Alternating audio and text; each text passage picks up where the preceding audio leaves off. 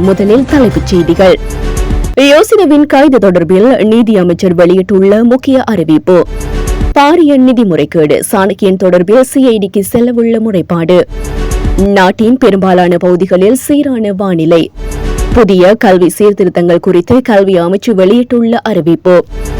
துபாய்க்கு சுற்றுலா செல்லும் பிரித்தானியர்களுக்கு விடுவிக்கப்பட்டுள்ள அறிவுறுத்தல். கரேபியன் கடலில் 7.6 ரிக்டர் சக்தி வாய்ந்த நிலநடுக்கம், சுனாமி எச்சரிக்கை. SS Brothers Trends Grand Opening and Mega Sale.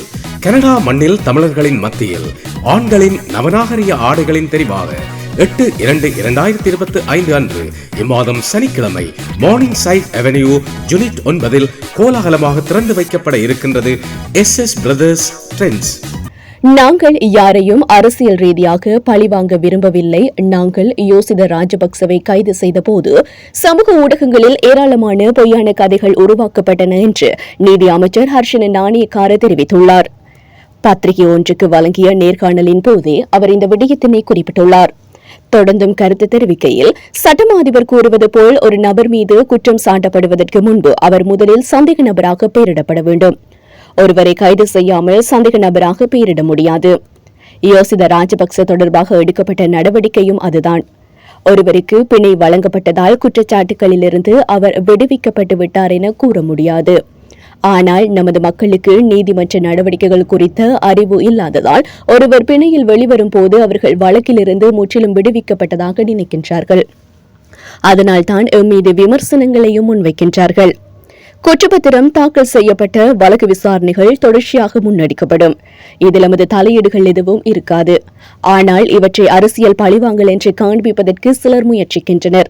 இது அரசியல் பழிவாங்கல் அல்ல. முன்னாள் ஜனாதிபதி ரணில் விக்ரமசிங்கவின் ஆட்சியின் போது நாடாளுமன்ற உறுப்பினர் இரா சாணக்கியனுக்கு ஒதுக்கப்பட்டுள்ள 400 மில்லியன் ரூபாவில் இல்லாத விளையாட்டு மைதானம் ஒன்றிற்கு 50 லட்சம் ரூபாய் பணம் ஒதுக்கப்பட்டுள்ளதாக குற்றம் சுமத்தப்பட்டுள்ளது. குறித்த மைதானத்தின் பெயரில் 2 தடவை நிதி ஒதுக்கப்பட்டு பாரிய மோசடி இடம்பெற்றுள்ளதாக கூறப்படுகின்றது. இது தொடர்பாக சிஐடியிடம் முறைப்பாடு செய்ய நடவடிக்கை எடுக்கப்பட்டுள்ளதாக ஈழ மக்கள் ஜனநாயக கட்சியின் பட்டிருப்பு தொகுதி அமைப்பாளர் கிருஷ்ணபிள்ளை வதனகுமார் தெரிவித்துள்ளார். இது தொடர்பில் கருத்து தெரிவித்துள்ள அவர், முன்னாள் ஜனாதிபதி ரணில் விக்ரமசிங்க நாடாளுமன்ற உறுப்பினர் இரா சாணக்கியனுக்கு ஒதுக்கப்பட்டுள்ள 400 மில்லியன் ரூபாவில் பல மோசடிகள் இடம்பெற்றுள்ளன. அதன் அடிப்படையில் களுவாஞ்சிக்குடியேருவில் கிழக்கில் மைதானம் ஒன்றிற்கு 50 லட்சம் ரூபாய் ஒதுக்கப்பட்டுள்ளது என தகவல் அறியும் சட்டமூடாக தகவலை பெற்றுள்ளோம். இருந்தபோதும் அவ்வாறு இல்லாத மைதானத்துக்கு நிதி ஒதுக்கப்பட்டுள்ளதை கண்டறிந்துள்ளோம்.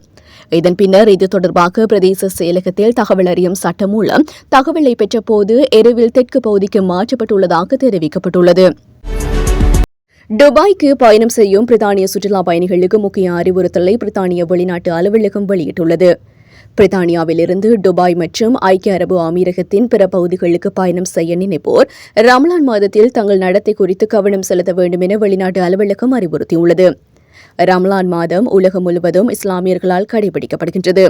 இது பெரும்பாலும் பகல் பொழுதில் நோன்பு நோட்க, பிரார்த்தனை, மனமார்ந்த சிந்தனை மற்றும் சமூக ஒற்றுமையை முக்கியமாக கொண்டுள்ளது. இது தொடர்பில் பிரித்தானிய வெளிநாட்டு அலுவலகம் மேலும் தெரிவித்துள்ளதாவது, இந்த ஆண்டு ரமலான் பிப்ரவரி 28 அல்லது மார்ச் 1ஆம் திகதி தொடங்கி பிறை தோன்றுதலின் அடிப்படையில் 29 அல்லது 30 நாட்கள் நீடிக்கும். ரமலானின் முடிவை ஈத் உல் பித்ர் பண்டிகையுடன் கொண்டாடுவர். UAE ஒரு இஸ்லாமிய நாடாக இருப்பதனால் அந்நாட்டின் மரபுகள், பயன்பாடுகள், சட்டங்கள் மற்றும் மதத்தை மதிக்க வேண்டும். ரமலான் மாதத்தில் பொதுவெளியில் உணவு, பானம், புகைப்பிடித்தல் அல்லது பீங்கான் கடிதல், மிகுந்த சத்தத்துடன் இசை வாசித்தல், நடனமாடுதல், பொதுவெளியில் கடுமையான சொற்களை பயன்படுத்துதல் போன்றவை தவிர்க்கப்பட வேண்டும். மேலும் கடைகள் மற்றும் உணவகங்களின் வேலை நேரம் மாறுபடலாம் என்பதனை கவனத்தில் கொள்ளுமாறு பரிந்துரை செய்யப்பட்டுள்ளது. ரமலான் காலத்தில் பொறுமை, மரியாதை மற்றும் அமைதியை கடைபிடிக்க வேண்டும் என வெளிநாட்டு அலுவலகம் அறிவுறுத்தியுள்ளமை குறிப்பிடத்தக்கது. கரேபியன் கடலில் சக்தி வாய்ந்த நிலநடுக்கம் ஏற்பட்டுள்ளதாக சர்வதேச ஊடகங்கள் செய்தி வெளியிட்டுள்ளன. இந்த நிலநடுக்கம் 10 கிலோமீட்டர்கள் ஆழத்தில் இன்று காலை ஏற்பட்டுள்ளது. ரிக்டர் அளவுகோலில் 7.6 நிலநடுக்கம் பதிவாகியுள்ளதாக தெரிவிக்கப்படுகின்றது. கேமன் தீவுகளுக்கு தென்மேற்கு 209 கிலோமீட்டர் தொலைவில் கரேபியன் கடலில் இந்த சக்தி வாய்ந்த நிலநடுக்கம் ஏற்பட்டுள்ளது.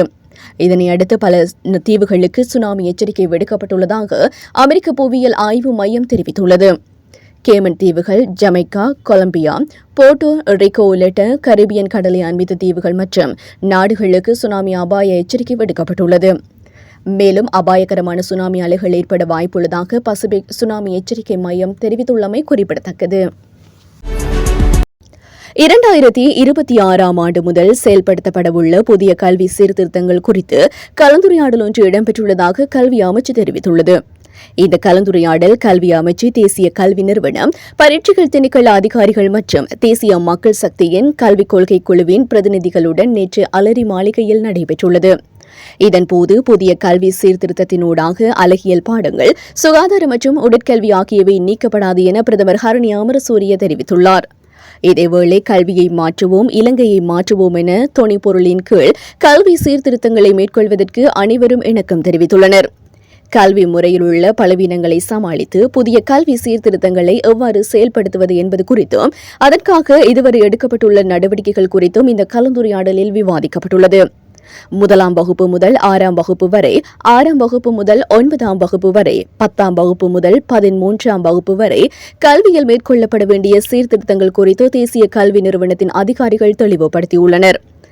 பாலர் பாடசாலை கல்வி விருத்தி, தொடக்க கல்வி, இடைநிலை கல்வி, 3ஆம் நிலை மற்றும் தொழிற்கல்வி ஆகிய துறைகளில் கல்வி சீர்திருத்தங்கள் எவ்வாறு மேற்கொள்ளப்பட வேண்டும் என்பது குறித்து கவனம் செலுத்தப்பட்டுள்ளது.